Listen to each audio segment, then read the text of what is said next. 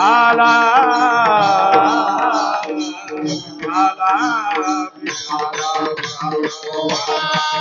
कुंडली कवरदे हरि विठ्ठल ज्ञानदेव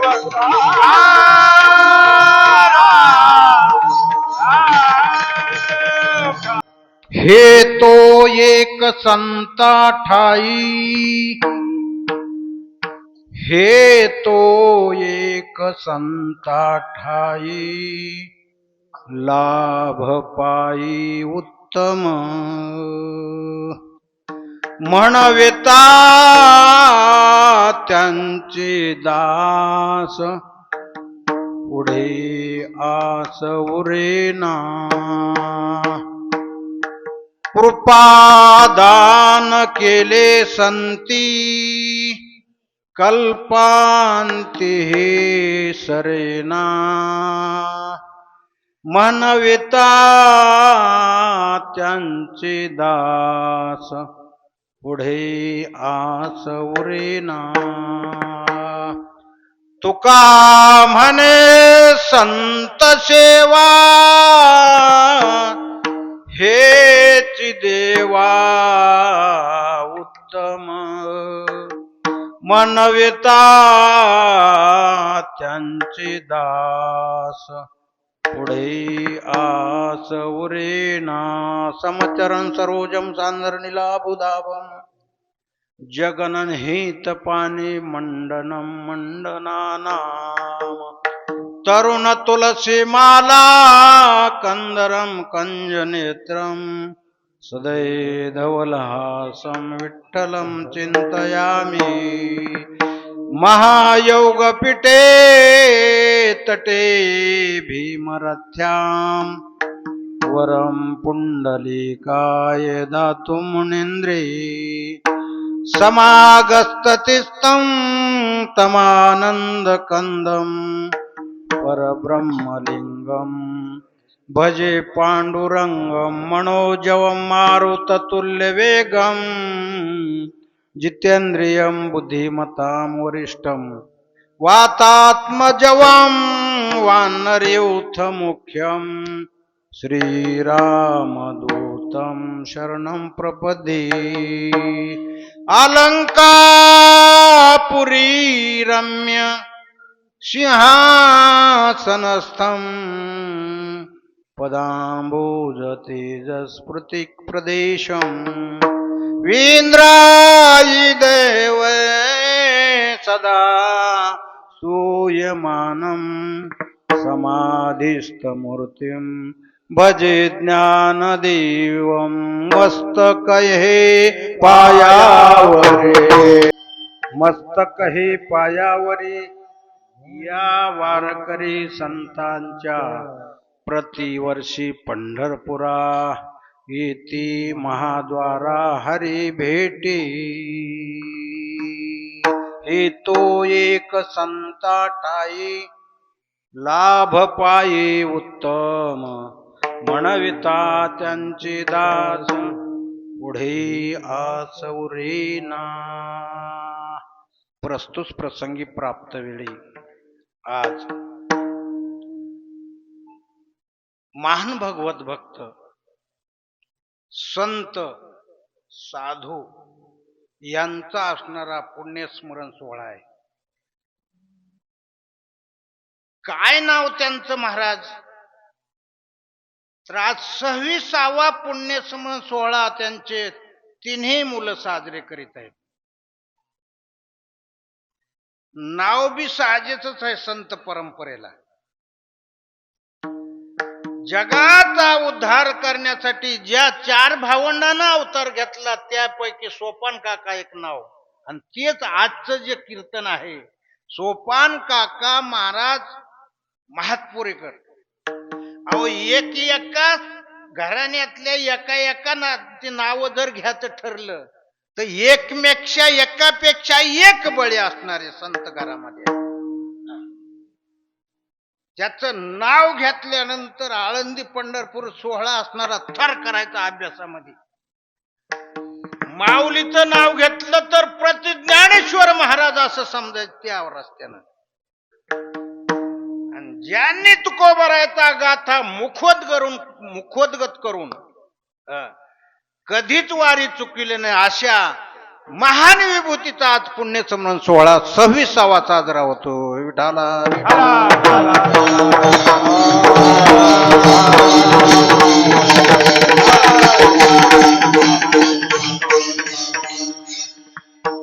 काही माणसाचा जन्म मिळाल्यानंतर काही ऋण आहेत. मुलावर कुणाचे ऋण आहेत? तर मुलावर आई वडिलाचे ऋण आहेत. मनुष्य जन्म प्राप्त झाला की 3 लोकांचे ऋण आहेत. पहिला आई वडिलाचे ऋण, संतांचे ऋण आणि देवाचे ऋण. हे 3ही ऋण जे कोणी फेडील त्या मुलांना धन्यवाद दिलेत महाराजांना. विठाला विठाला विठाला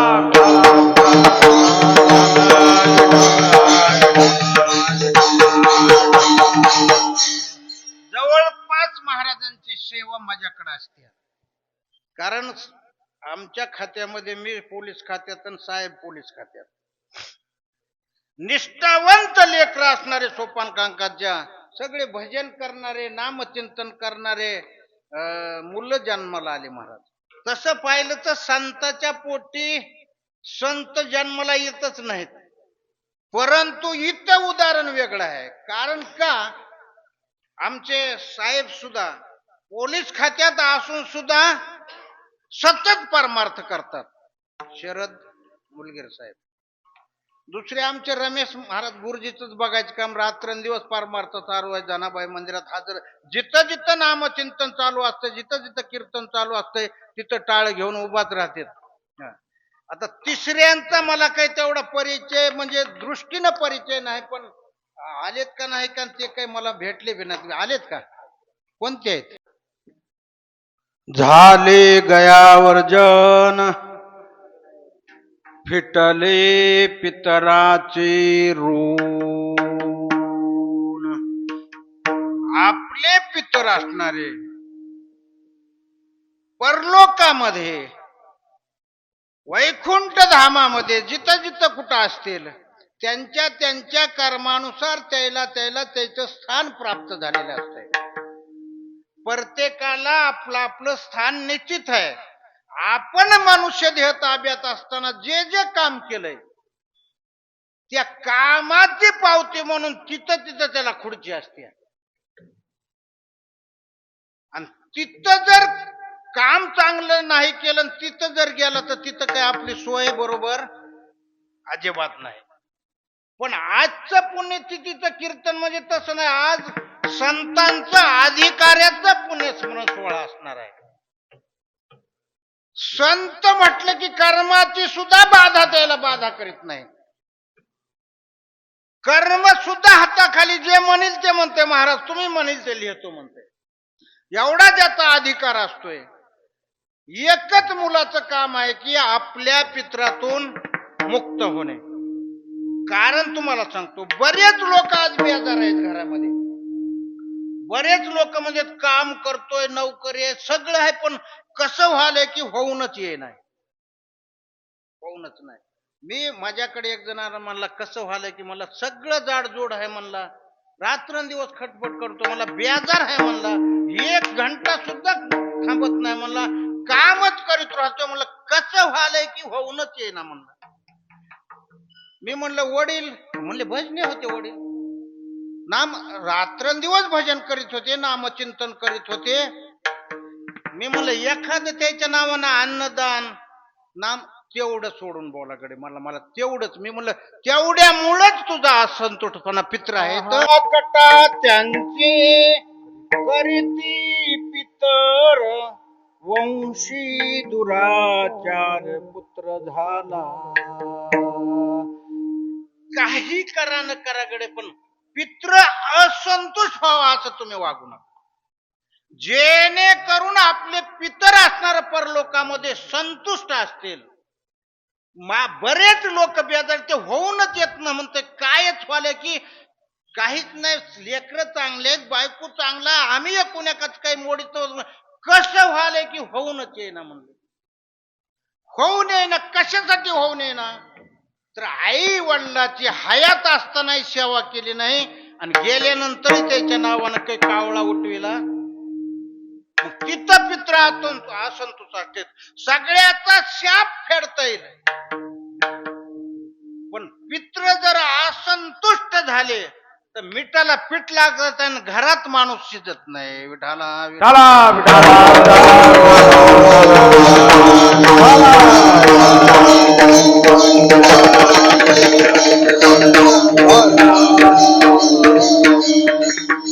त्याला म्हणलं आई वडील जिवंत असताना काही ते सेवा, चहा पाणी, काही त्याला दुखणं आल्यानंतर दवाखाना, ते म्हणला सगळं केलं महाराज, तेवढंच माझ्यानं झालं नाही.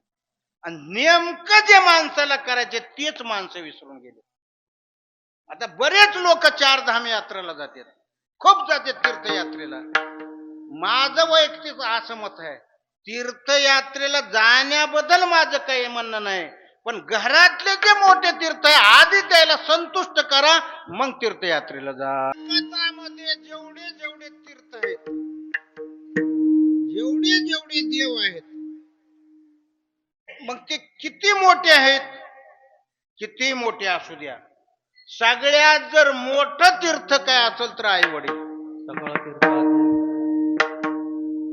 सगळ्यात जर कुठलं मोठे देव असतील तर आई वडील. महाराजांना प्रमाण दिलं, माय बाप केवळ काशी,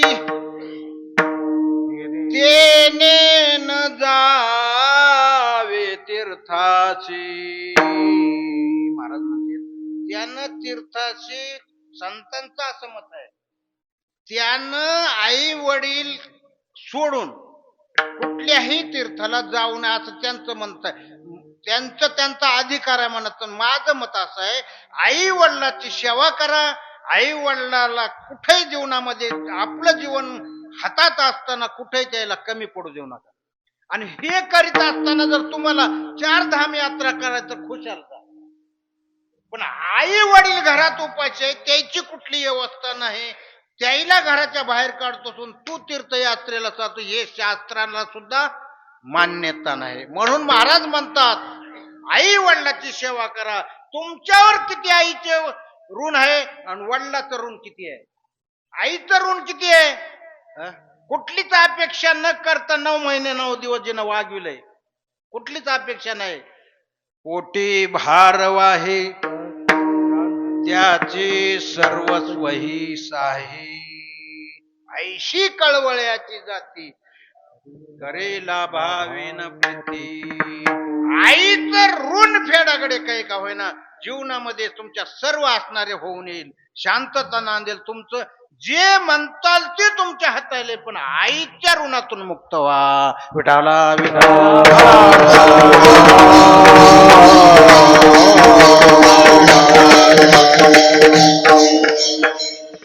खाली येऊन तुम्हाला समजलं असं बोलतो.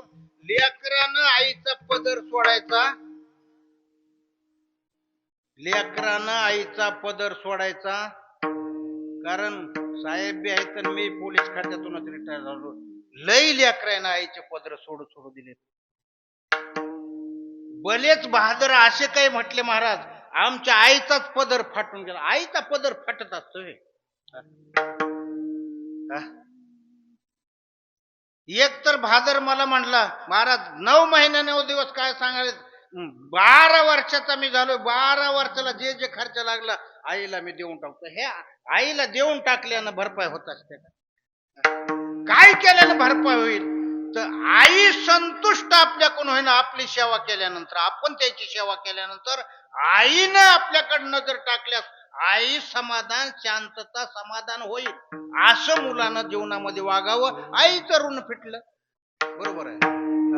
आई लेकरासाठी काय करीत नाही महाराज, करत्या सर्व ती लेकरासाठी. महाराजांनी सांगितलं लेकरानं आईचा पदर सोडायचा नाही. बाजारात जाऊ द्या, रेल्वे मध्ये जाऊ द्या, एसटीत जाऊ द्या, प्रवासामध्ये आई कुठे जाऊ द्या, सोबत लेकरू आहे, मग आईचा पदर लेकरानं सोडायचा नाही.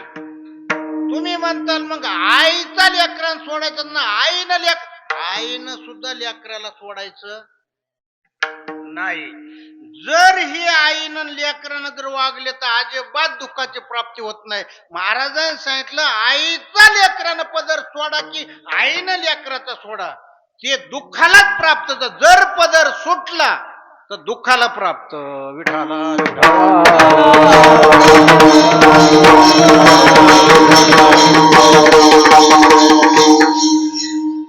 आणि समाजानं संतांचा पदर सोडायचा. लेकरानं आईचा पदर सोडायचा नाही, समाजानं संतांचा पदर सोडायचा नाही. या दोन गोष्टी तर जीवनामध्ये केल्या ना, तुमच्या एवढे भाग्यवान तुम्हीच आहेत. मला लेकरानं संतांचा पदर का सोडायचा नाही? आईमुळे सुखाची प्राप्ती आहे. आईच्या कष्टाला फळ येणं म्हणजे लेकरानं जे जे करेल त्याला त्याला आईचा आशीर्वाद पाठीमागे राहतोय. आणि संतांची सेवा केल्यानंतर, संतांचा पदर धरल्यानंतर, महाराज म्हणतात संतांचा पदर धरल्यानंतर देव घरा येतोय. देव घरा. समाजानं संतांचा पदर सोडला की दुःखात समाज आतो नष्ट समाजाचं दुःख असणार आहे. आणि आईचा लेकरानं पदर सोडला की लेकरू दुःखी. हे जे लोक दुःखी आहेत का, कळ नाही त्याला. बऱ्याच लोकांना कळ नाही कशानं दुःखी आहेत, कशानं दुसऱ्या दुःखी नाहीत. फक्त आई वडिलाची सेवा करीत नसल्यामुळं दुःखी आहेत. कळत न कळत सुद्धा, जर तुला कळत नसलं तरी आई वडिलाच्या सेवा न केल्यामुळं, त्यांना उपाशी ठेवल्यामुळंच लेकर बेजार आहेत. म्हणून त्यांची सेवा करा, त्याच्या ऋणातून मुक्त व्हा. दुसरं ऋण संतांचं ऋण आहे. संतांच्या ऋणातून काय, संतांना एकच वाटतंय की हे लोक वाया जाऊ, या लोकांचं हित झालं पाहिजे, या लोकांचं कल्याण झालं पाहिजे. या लोक जगाच्या कल्याणा संताच्या विभूती, ध्येय कष्टविधी परोपकारी, होरी व सांडिली आपुल्या परिसे, नेनो अनारीचे उद्धरिले. नेनो अनारीचे उद्धरिले. महाराज म्हणतात आईचा पदर. कुणाचा? आईचा. आईशियाचा पदर धरा, जेणे देव येईल घरा. आईचा पदर झाला की लेकरांना आईचा पदर सोडू नये, त्याचं कल्याण आहे. शास्त्र मान्यता आहे, देव मान्यता आहे. देव म्हणते माझी नका सेवा केली पण आई वडिलाची सेवा करा. दुसरी गोष्ट, वडिलाची सेवा. का वडिलाची सेवा करायची? अजून खाली येऊन तुम्हाला सांगतो. आता हे जे सोहळा आहे, अहो हे संतांचा सोहळा आहे. आता तुमच्या दृष्टीकोन जेव का संत घरी बी कळत नाहीत आणि गावातल्या लोकांना कळत नाहीत. काय मत आहे? बायकोलाही कळत नाहीत आपले मालक संत आहेत म्हणून. लेकरायलाही कळत नाही आपले मायबाप संत आहेत म्हणून. पण ध्यानात ठेवा गडे, ऋण आहे त्याचं. का ऋण आहे? देह कष्टविती परोपकारी, तुमचं हित व्हावं, कल्याण व्हावं, गोमट व्हावं, ह्याच्यासाठी रात्रंदिवस जे धडपड करतात त्यांना संत म्हणतात. मग संतांचा पदर समाजानं सोडायचा नाही, आईचा पदर लेकरानं सोडायचा नाही, आणि समाजानं संतांचा पदर सोडायचा नाही. आईशियाचा पदर धरा, थापटाक, तेने देव येईल घरा. कुणाचा? आईचा आणि संतांचा. कशानं होईल? तेने देव येईल घरा. कोण आहेत महाराजाचे पदर? ज्याचा पदर धरल्यानंतर आमचं कल्याण होईल? कोण आहेत? ऐशियाचा पदर धरा, जेणे देव येईल घरा. ऐशे पदराचे धनी, ऐशे पदराचे धनी, संत साधू ऋषी मुनी. ह्या लोकांचा पदर झाला, त्याच्या ऋणातून मुक्त. देवाच्या ऋणातून मुक्त होण्यासाठी काय करावं लागेल? देवाचं भजन करावं लागेल. देवाच्या ऋणातून. देवाचं काय ऋण आहे? शेवगा सांगायचं म्हणजे आता वेळ भरपूर होतोय. फक्त एकच देवाचं ऋण आहे. दिले इंद्रिय हात पाय कान, डोळे मुख बोलाया वचन, जेणे तो जोडशी नारायण नाशी जीवपन भौरव. देवानं सुंदर शरीर दिलंय. देवाचं काय ऋण आहे? हे शरीर सुंदर दिलंय. कोण दिलंय? देवे दिला देह देवानं शरीर दिलंय, ही देवाचे ऋण आहे. अजून काय दिलंय? गुरुजींना प्रमाण दिलं, जेणे हा जीव दिला दान, तयाचे करील चिंतन, जगजीवन नारायण गायन गुण तयाची. देवानं इंद्रिय चांगले दिलेत, देवानं जीव दिलाय. कुणासाठी दिलाय? तुम्हाला आम्हाला. जे जीव आहे ते कोण आहे? जीव म्हणजे देव आणि देव म्हणजे जीव. जीव असणारा देवाचा अंश असणारे देवाचे उपकार आहेत. देवानं सुंदर असलेलं शरीर त्याच्यामध्ये जीव दिलाय. कशासाठी? जेणे तो जोडसी नारायण, नाशी जीवपण भवरोगातून तरुण जाण्यासाठी, जन्म मरणाचे फेरे चुकविण्यासाठी देव देव करणं जरूर आहे. जे कोणी देव देव करतील त्यानं देवाचं ऋण फेडलं. संत संगती करून आपला उद्धार करतील त्यानं देवाचं ऋण सोडलं. आणि आई वडिलाची ज्या भाद्रानं सेवा केली ना, त्यानं आई वडिलाच्या ऋणातून मुक्त झाले. विठाला विठाला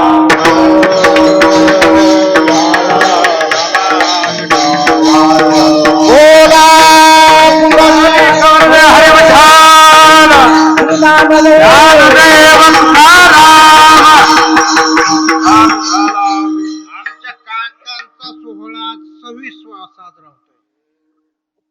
मी बोलता बोलता मग सांगून गेलो, आपल्या घरात पत्नीला आपला मालक संत कळत नाही, मुलाला आपले वडील संत आहेत का नाही हे कळत नाही, आणि सोयऱ्या दायऱ्याला कशाला जवळ आपण घ्यायचे त्याला काय कळणार? कळेल का त्याला? अजिबात कळत नाही. मग आई वडिलाची पावर जीवनामध्ये काय महाराज? त्यांची ऋणातून मुक्त झालं की त्याचे पावर सुरू होते की तुम्हाला उंच ठिकाणी मोक्षाच्या रेखेच्या पलीकडल्या काठावर नेऊन आई वडिलाची सेवा उभी करते. विठाला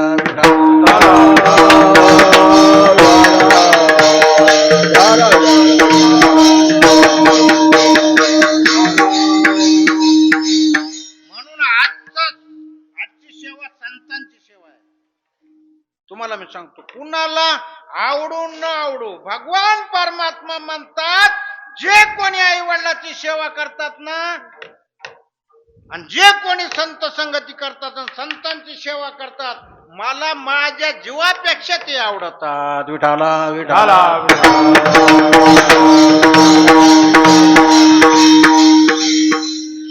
हे प्राणा परवते आवडते मज निवृत्ती. जे भक्त चरित्राचे स्पर्शोषिती महाराज म्हणतात, जे कोणी भगवंताच नाही संत संगती करतात, मला ते संत माझ्या प्राणापेक्षा, भगवान स्वतः म्हणतात माझ्या प्राणापेक्षा ते मला जास्त आवडतात. कुणाची सेवा? संतांची आणि आई वडिलाची सेवा करणारे भक्त. आई वडिलाची पुण्यतिथी, वडिलाची पुण्यतिथी. आता हे तर संतांच्या पोटी जन्म घेऊन आलेले आमचे साहेब बिन गुरुजी सुद्धा, हे तर काही नाही संतांचं वर्णन आहे. पण ज्यांना काही लवलेस नाही संत संगतीचा हे ना काय, पुन्हा त्यांना आई वडिलाची सेवा, आई वडिलाची सेवा का? तुम्हाला मी सांगतो, आई वडिलाची सेवा माणसं का करीनात साहेब? माणसाचे डोकेच फिरले. खरं सांगू का? अजून याच्या खाली थोडं दुःख वाटलं तर वाटू द्या, माणसाचा आई वडिलाची सेवा करायचं म्हणलं की मेंदूच असणारा खराब झालाय, खराब झालाय. कारण मेंदू जागेवर असले की सगळं बरोबर चालते. माणसाचे डोकेच बिघडून दे. माणसं सुधारले म्हणलेत का? खरं सांगा, माणसं सुधारलेत का बिघडलेत? आई वडिलाची सेवा नाहीच ना, माणसं बोलायला तयार नाही चांगलं. पुण्यात बोलायला गेलं राम राम घाला की असंच करायला. हे बिघडलेत का सुधारलेत? मग हे बिघडलेला जागेवर आणण्यासाठी, त्यांच्या सुधारणा होण्यासाठी संत सेवा आहे. भगवान परमात्मा म्हणतात तुम्ही कुणाची सेवा न करा, माझी सेवा सुद्धा करायची असेल तर न करा, तुम्ही एकच करा गड्या, आई वडिलांची सेवा करा, संतांची सेवा करा. तुकोबाराय हेच अभंगाच्या शेवटच्या चरणामध्ये सांगतात. तुका म्हणे संत सेवा हेची देवा उत्तम. सगळ्यात जर उत्तम सेवा कुठली असेल, चांगली सेवा कोणती असेल, त्या सेवेपेक्षा दुसरी सेवाच कोणती उत्तम नाही. अशी कुठली सेवा असेल तर संत सेवा. आणि आजची सेवा संताचीच आहे. आजची सेवा कुणाची आहे? संताचीच आहे. संत संगतीचे काय सांगू सुख, आपण पारखे नाही. आपला असा विषय आहे. सगळ्यात जर सेवा असेल तर उत्तम कुठली सेवा असेल तर संत सेवा आहे. महाराज तुम्ही संत सेवा आहे, संत सेवा. संत कुणाला म्हणावं लागतंय? काय त्यांचं चिन्ह काय? कुणाला म्हणायचंय? पहिला मुद्दा असा आहे की पहिलं लक्षण आहे संत जे शांत झाले. मग आता बसलेल्यापैकी सगळ्यांनी विचार केला की आपल्यामध्ये किती शांतता आहे. मग आपण त्या संतांच्या चौकटीत आपण बसतोत का नाही? हे बसल्या बसल्या आपण आपल्या आता नाही विचार करतात, घरी जाऊन पद्धतशीर विचार करायचा की संतांच्या चौकटीत आपण बसतोत का. संत म्हणत जे शांत झाले ते संत. अजून कुणाला संत म्हणायचं? हे तो हिताचा कळवळा, हाती पडते म्हणून काळा. काळाच्या हातामध्ये हे जे लोक चाललेत, ह्या काळाच्या तडाख्यातून जे कोणी सोडेल त्याला संत म्हणायचं. समाज दुःखी राहू नये, समाज सुखी व्हावा असं ज्याचं अंतःकरण बोलत. संत कोणाला म्हणायचंय? ज्याचं समाज दुःखी पाहिल्यानंतर दुःख होते ज्याला, आणि ज्या दुःखातून जे मुक्त करते, सुखी करते, त्याला संत म्हणायचं. मग भगवान परमात्मा म्हणतात अशा संतांची सेवा एखाद्या वेळेस माझी नाही सेवा केली तरी चालल. कोण म्हणाले? ब्रह्मांड नायक सर्व सत्ताधीश भगवान परमात्मा म्हणतात. महाराज 2-3 महाराज लोक गावात आले आणि गावातल्या महाराजाला म्हणले वा, दारासमोर त्याच्या गेले आणि त्याच्या दारासमोर जाऊन म्हणले आहेत का राम महाराज? कोण म्हणाले? बाहेर गावून आलेले भजनी मंडळ, 4 भजने महाराज लोक आले. आहेत का हो घरात राम महाराज? हाय की महाराज. मग आता त्या जे राम महाराज होते ते पूजा घरात करू लागले. कुणाची? देवाची पूजा करू लागले. मला हे एक सांगा, घरामध्ये देवाची पूजा करायला तर दारात संत महात्मे आले, ती पूजा त्याने कराव का संतांचं आलिंगन त्याने द्यावं आलं संतांना? संतांना बहुमान द्यावं का दारात आल्यास? ते म्हणले हाय घरामध्ये मी देवाची पूजा करलोय, बसा म्हणा वरांड्यावर. ते काय म्हणाले? वरांड्यावर बसा, पूजा झाल्यास मग होतो. महाराजांनी प्रमाण दिलं गुरुजीनं. देव चारावे परते, संत पूजावे आरते. नाथ महाराज एक ठेवा. जर आपल्या दारात संत साधू आलेत आणि आपण देव देव करालो, तिथं जमत नाही महाराज. देव म्हणते तू जे सेवा करायलास ना त्याच्यासाठी नाथ महाराज वाईट ठेवतात. त्या साधूची सेवा न करिता जो करी माझी सेवा तत्वता, तेने मजहानी तल्या उरी लाता. तो आत्मघाता परवर्तला. महाराज म्हणे सांगू किती तेची भगवंताची मूर्ती. महाराज म्हणतात आपल्या दारात संत महात्मे आले, आपण देव पूजा करालो. भगवान परमात्मा, आपला विषय असा आहे, भगवान परमात्मा म्हणतात माझी सेवा करू नको, त्या साधूची सेवा कर. जर माझी सेवा करीत बसला असेल, तू सेवा करायलास, पण तू सेवा केल्याला तुझे जे फुलं मला वाटतील, जे जे अर्पण करतील, ते मला दगडासारखे माझ्या उरावर लागतील. कोण म्हणाले? भगवान परमात्मा. म्हणून महाराज म्हणतात, संत देव म्हणतात माझी सेवा करू नका, तुम्ही संतांची सेवा करा. तुका म्हणे संत सेवा. तू जर देवाची संत तुझ्या दारात आहे तू देवाची सेवा करलास ना, ते मला मी देवाची सेवा करणार आहे म्हणून मार्गे गेला तो तेथेचे मुकाला. नाही म्हणला देवाचीच करणार आहे. देवानं सांगितलं वा तू जे फुलं वाहतील ते सगळं वाहतील, मला दगडासारखं मला लागल. फुलं नाही, तुझे मंत्र म्हणतील ते दगडासारखे मला लागतील. महाराजाचं प्रमाण आहे, मंत्र पुष्प देवाश्री येती दगड तैशेवरी. कशा पण जसे दगड हल्ल्यास लागत आहेत तसं भगवान म्हणतात, संत सोडून जर माझी सेवा करायलाच ना, येती दगड तैशेवरी मंत्र पुष्प देवाश्री. ते मंत्र पुष्प मला दगडासारखे लागतील म्हणून काय करा, तुका म्हणे संत सेवा हेची देवा उत्तम. मला सांगा, ते म्हणला माझे देव देव करतो, खरं सांगा आतापर्यंत आपणाला देव भेटलाय का? कसा आहे, ओळख आहे का? कधीतरी भेटलाय का? मग जे भेटलं नाही त्याची सेवा कशी करायची? कशी करायची? मग जे भेटते त्याची सेवा करा ना. संत हे तुम्हाला आम्हाला भेटत येत ठीक नाही, फक्त एकच आहे, ओळखू येत नाही एवढाच. ओळखू येण्यासाठी मात्र संगती संतांची करावं लागते, त्यावेळेस ओळखू येतील.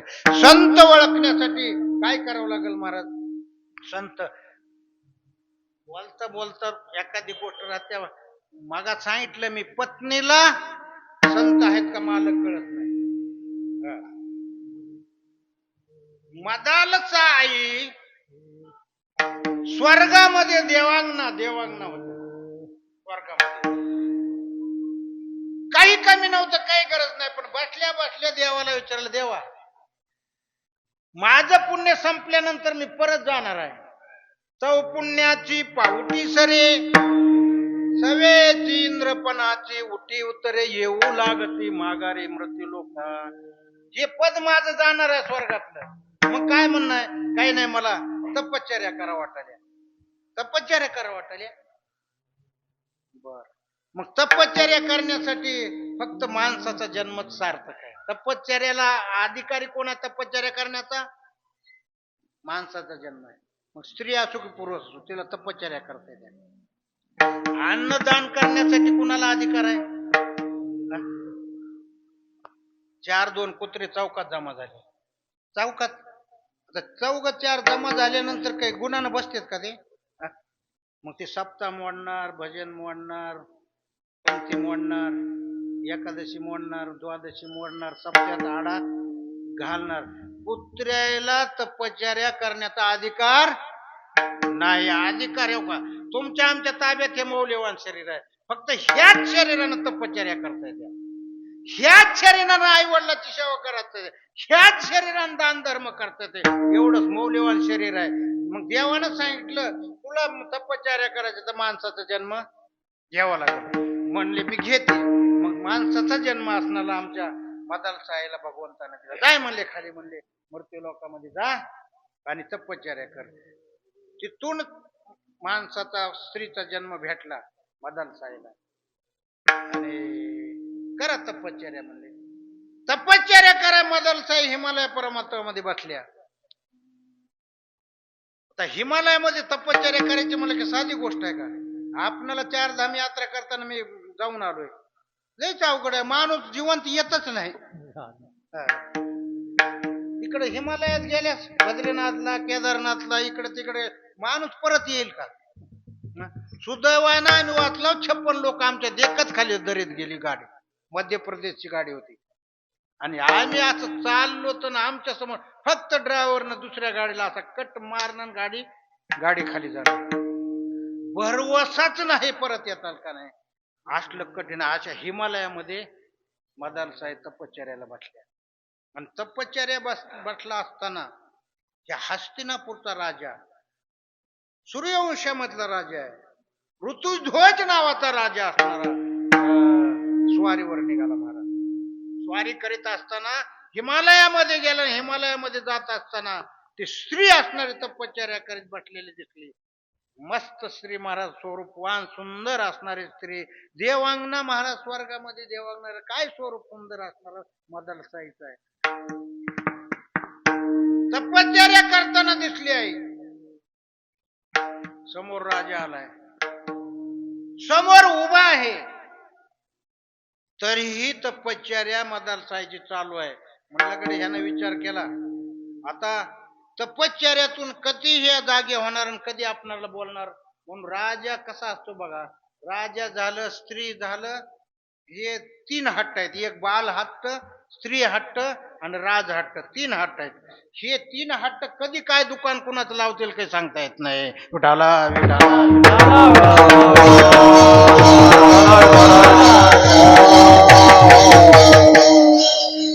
बाल हट्ट. फौजदार साहेब सकाळी सकाळी आंघोळ केली, देवपूजा केली, बाहेर ड्रेस लावून निघाले. लेकरानं करंगळी धरली, बाबा तुम्ही ड्युटीला चालले, मग काय करा, मला घोड द्या, मला घोड द्या. फौजदार साहेब म्हणले, आता बाहेर ठाण्यात जातो आणि कुणाच्या तरी शिपायाच्या हातानं बाजारात जाऊन घोडं विकत घेऊन तुला आणून देतो. लेकरानं सांगितलं इथंच पाहिजे, आताच पाहिजे म्हणतंय लेकरू. फौजदार ठाण्यामध्ये, घरी काय बाईला का, अहो फौजदार बी असलं तर बस म्हणलं की बसावं लागतं, उठ म्हणलं की उठावं लागतं, डबल दिली की सुटावं लागतं. विठाला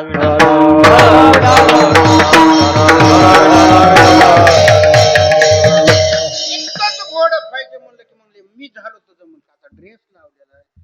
फौजदार असलं तर लेकरा पुढे वाकावं लागलं आणि वाकल्यानंतर समोर बसून 5 वेळे घरामध्ये मारावं लागले, तेव्हा सुटका झाली. ह्याला काय म्हणतात, बाल हट्ट. पदरी घाली पिळा बाप निर्बळ साठी. लेकरांना पदराला धरलं की बाप किती ताकदवान राहू द्या, तिथं वाकावच लागते. बाल हट्ट म्हणतो. स्त्री हट्ट योगाकडे, तुम्हाला जे वाटेल ते वाटू द्या, पण बायकोचं माणसानं ऐकावंच लागते. ऐकता का नाही तुम्ही, ऐकता का नाही, खरंच का?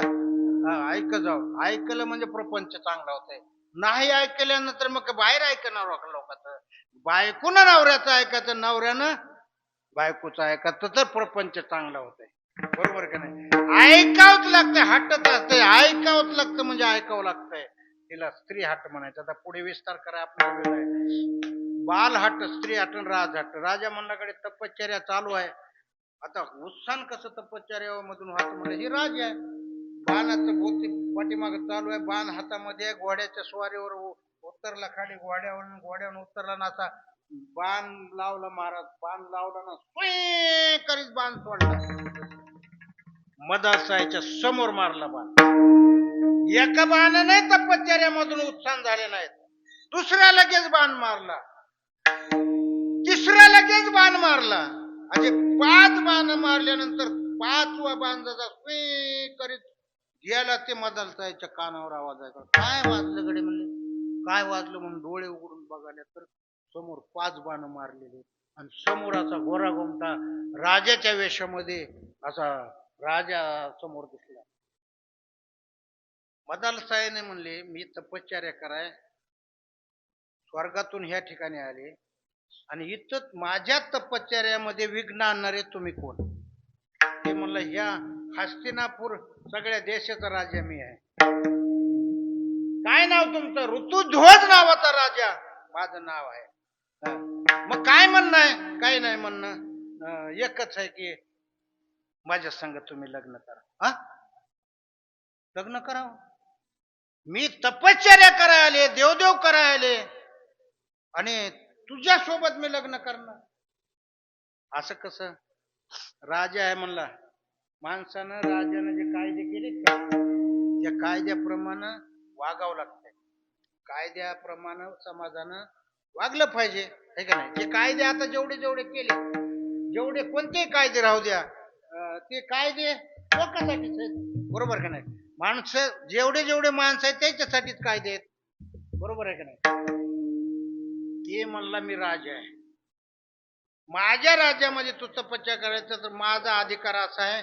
राजा म्हटल्यानं सार्वभौम ठिकाण असते, म्हणलं माझं ऐकावंच लागतं. नाही ऐकल्यानंतर ह्या ठिकाणी तपश्चर्या तुम्हाला करता येणार असं. बरं ठीक आहे म्हणले, तुमच्या सोबत लग्नच करायचं ना? हा, लग्न करते, फक्त माझी एक अट आहे. म्हणजे लग्न करते, पण माझी एक अट आहे. काय अट आहे तुझी? काय नाही, जे लेकरू जन्मल ते माझ्या ताब्यात आहे. लेकरावर तुमचा अजिबात हक्क नाही. जे लेकरू जन्मल ते माझ्या ताब्यात, आणि ज्या वेळेला तुम्ही म्हणताल हे लेकरू माझ्या ताब्यात द्या, तिथून पुढे तुमचं आमचं सोयर पण बंद. विठाला विठाला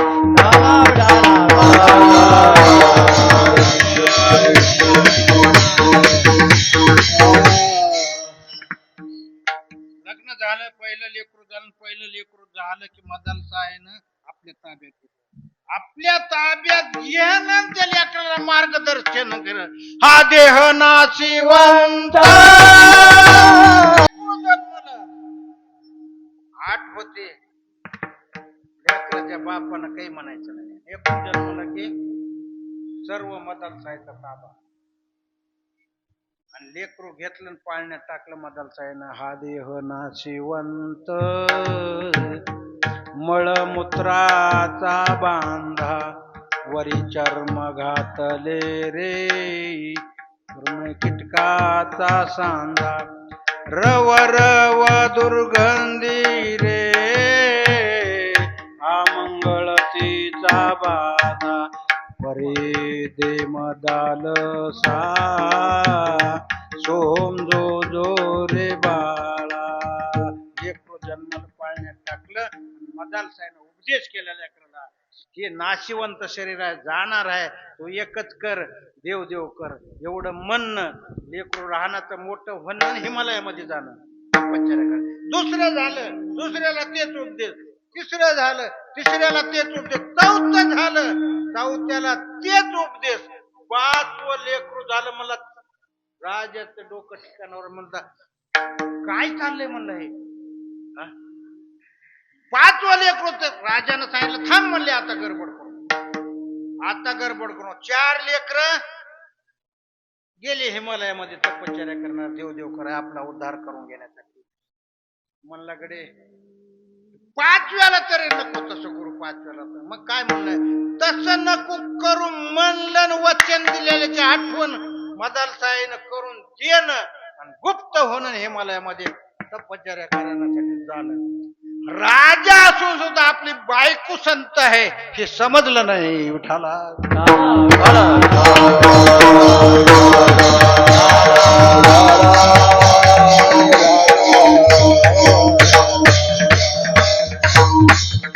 संत समजण्यासाठी महाराज संतांच्या संगतीमध्ये, संतांच्या विचारामध्ये, संतांच्या आचारामध्ये, संताकडे पाहून जीवन जगलं की देवाला त्याचे सगळं आवडते. म्हणतो का म्हणे, संत सेवा हीच देवा उत्तम. मग त्यांची सेवा करण्यासाठी काय करावं लागतं, तर द्रौपदामध्ये महाराज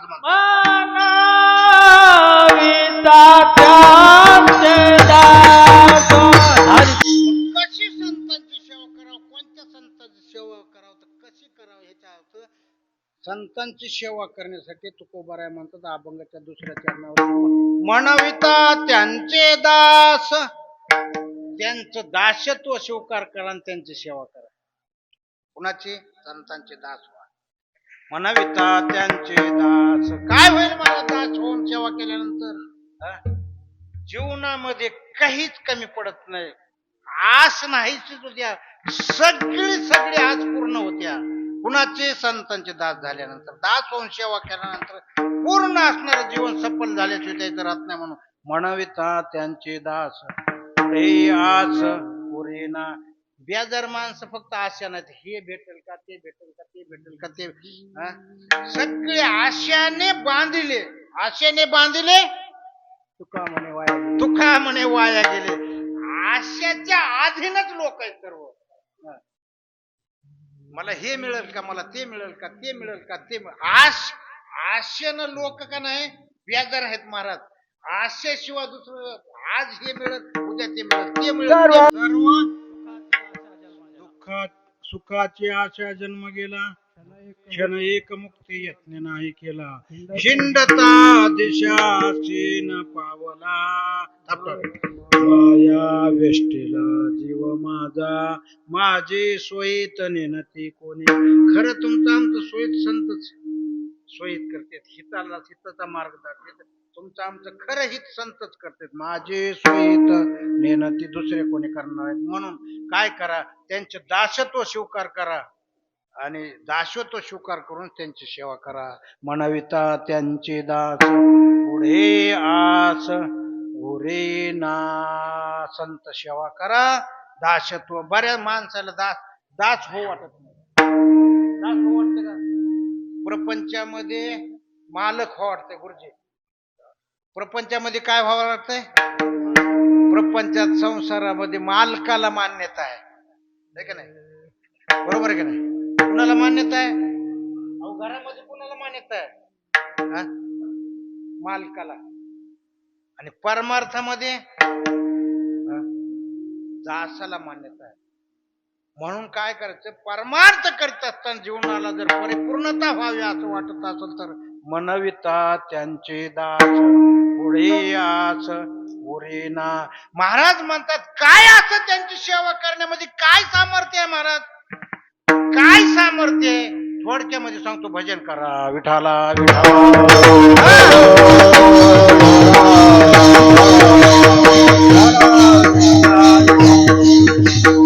एकदा आस नाहीशी झाली, माणसाच्या जीवनामध्ये लाभच लाभ असणार आहे. लाभ एवढा आहे, माणसाची आस नाहीची झाली की लाभ देवाची प्राप्ती झाली. कुणाला संत म्हणायचंय? ज्याचा संसार आणि परमार्थ भगवंत झालाय, आशाची सेवा करायची. महाराजांनी सांगितलं, असं कुणाचं जीवन आहे? तर तुम्हाला सांगतो, संसार आणि परमार्थ एक आहे का? एक आहे का?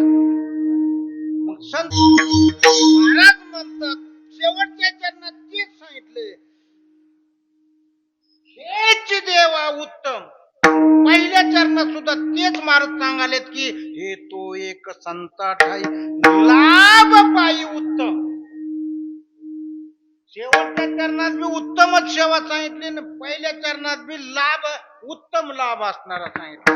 उत्तम कोणता लाभ, कशामुळे मिळतोय? आता तुम्हाला थोडा उहापोह करतो. आता तुम्हाला मी सांगतो, संसार आणि परमार्थ ज्याचा एक झालं त्याला संत म्हणायचं. तसं पाहिलं, संसार आणि प्रपंच, संसार आणि परमार्थ एक नाहीच. आणि जो कोणी करीत असेल त्याला गाढव म्हटलेला आहे. काला करीतो गाढव. संसार आणि परमार्थ जर एक म्हणत असेल तर त्याच्या एवढा मूर्खतेच असं संतांनी सांगितले. इथं तर महाराज म्हणते, संसारण परमार्थ एक ज्याचा झाला त्याचं दर्शन झालं की लाभ मिळणार आहे. मग कसा संसारण परमार्थ एक झालाय? तर नाही, अजून महाराजांनी त्याचा निषेध केला. महाराज म्हणतात, तोही पेवावरी ठेवू जाता हात, होय अभगात शरीराचा.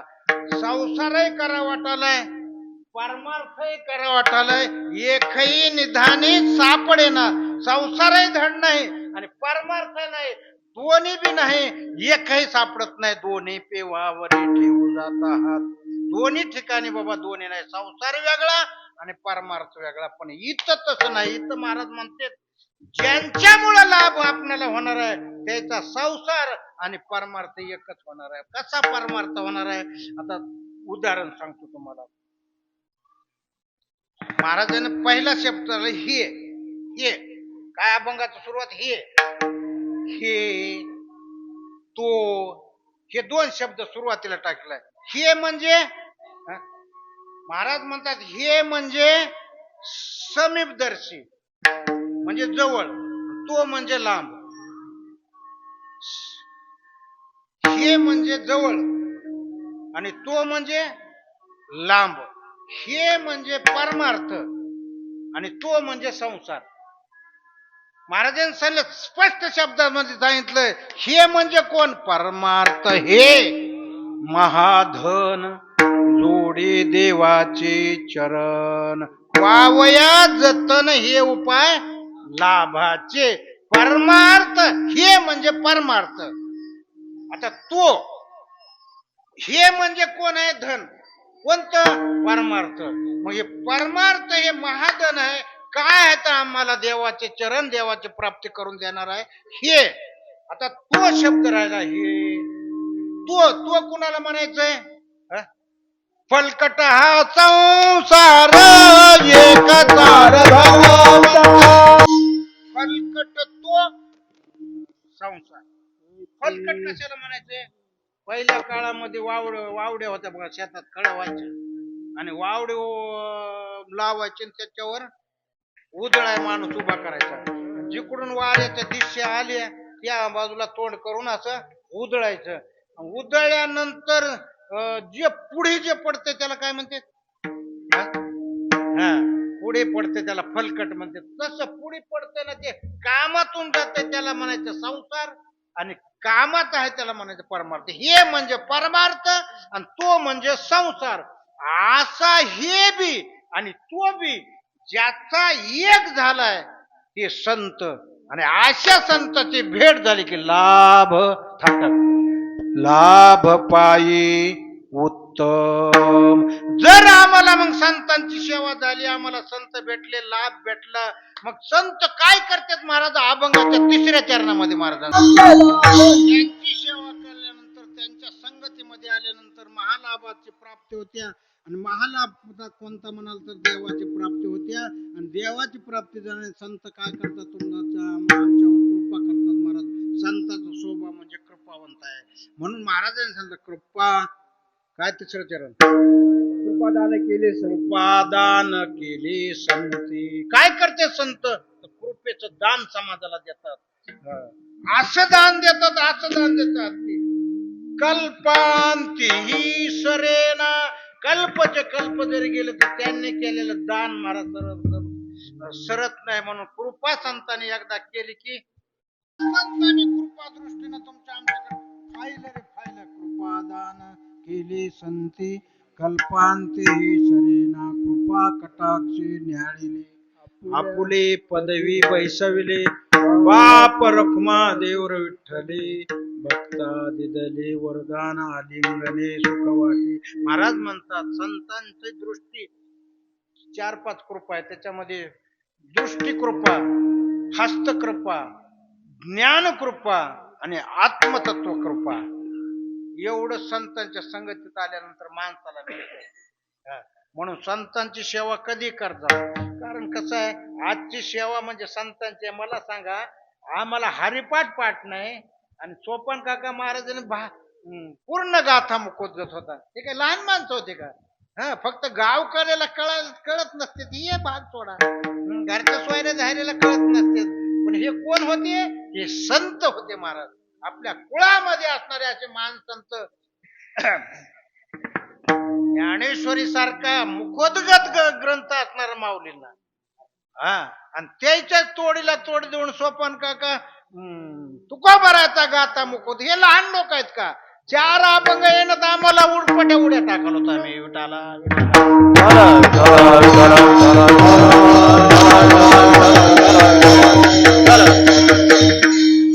शास्त्राला मान्य असल नसल, त्यांची कृपा झाली की कल्पांती सरेना. मला सांगा, एखाद्या वेळेस चुकूनही कृपा झाली, चुकून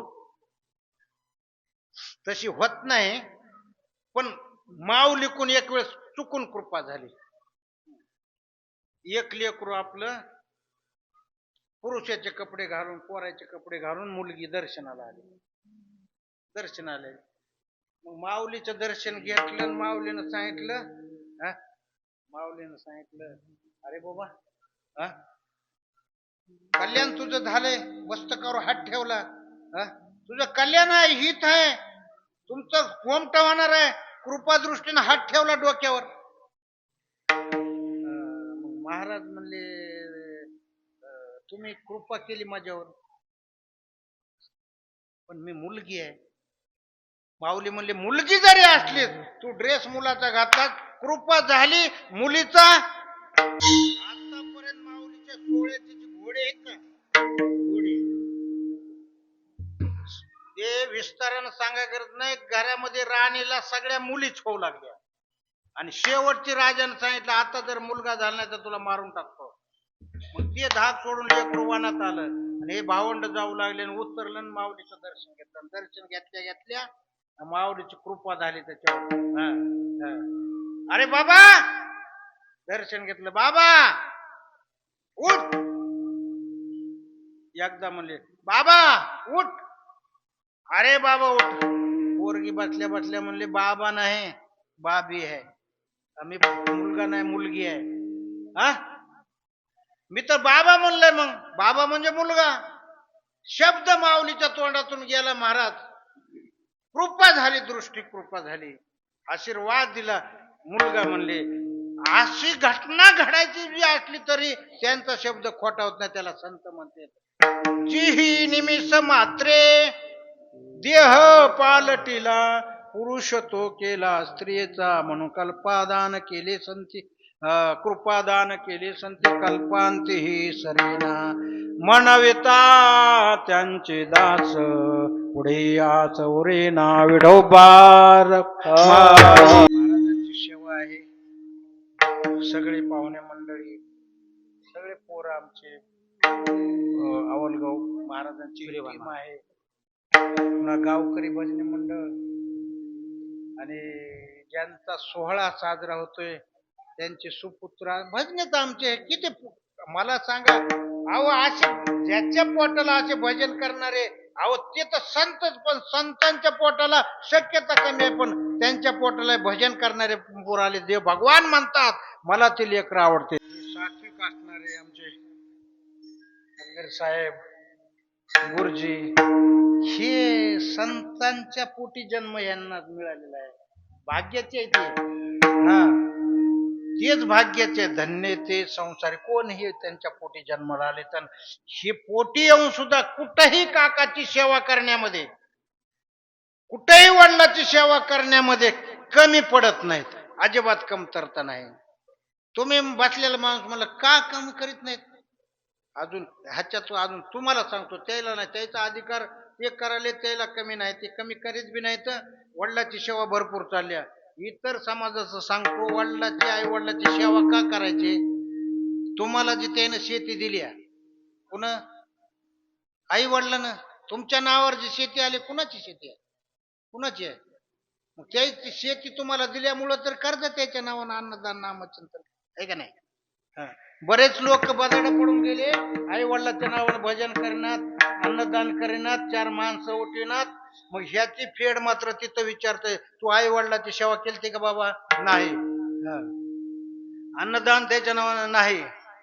सगळं नाही नाहीच. मग मारी ती तोडी ती झोडी ती निष्ठूर यमाचे किंकर भाऊ चाल. तिथं सोडवणूक करायची आलं तर आई वडिलाची सेवा करा. म्हणून ही काकांची सेवा असणारे आमचे साहेब गुरुजी हे मनापासून असणारा अन्नदानाने नामचिंतन करतात. सेवेला महागच सरकत नाही. सेवेला गे सेवक झालो, तुमच्या लादलो निज चरणा, अहो स्वामी तुकया द्यावा, यावरी न करावा ऐरो. आई वडिलाची सेवा उत्तम सेवा. आई वडिलाची सेवा केल्यानंतर देवाची प्राप्ती होत्या, हे उत्तम लाभ आहे. आणि एकदा आई वडिलाची सेवा केली की संत कृपा होत्या, आणि संत कृपा झाली आणि ही इमारत फळा आली. म्हणून महाराजांची सेवा आहे, जशी केली तशी करण्याचा योग आला. एकच आहे. मग विठोबा रुक्माईचं भजन केलं, कुणाला तरी हात वरे करा खाली करा, काहीतरी म्हणलं का मी? खोटं कशाला बोलायचंय? काहीतरी वाजवा म्हणलं का तुम्हाला मी? टाळी वाजवा, नामचिंतन काही म्हणलं का मी? कान धरून सांगू म्हणाय नाही. आणि मी म्हणलं तरी तुम्ही वाजवणार, कारण तुम्ही खूप महाराज आतापर्यंत पुढे वाट लावले. किती वाट लावलेत? आता इथं किती महाराज आले आणि किती गेले ह्याचा काही आकडा आपल्याकडे नाही. खूप महाराजांनी तुम्हाला सांगितले, भजन करा, करा हरी भक्ती, परलोकी येईल कामा, सोडविल यमा पासून या. इथं भजन करा. इथं भजन केलेलं, इथं दान धर्म केलेलं, परलोकामध्ये जेव्हा यम विचारेल तेव्हा त्याचं उत्तर म्हणजे इथं भजन केलं, अन्नदान केलं, नामचिंतन केलं, ही नोंद राहणार आहे डायरीला, कुणाच्या देवाच्या डायरीला. आणि आजची नोंद आमच्या सोपन काका महाराजांच्या डायरीला आपल्या सेवेची नोंद झाली की कामच झालं महाराज. कृत्य झालो, इच्छा केली ती पावलो. आता एकच करा, माऊलीचं भजन अट्टासानं करा. ज्ञानेश्वर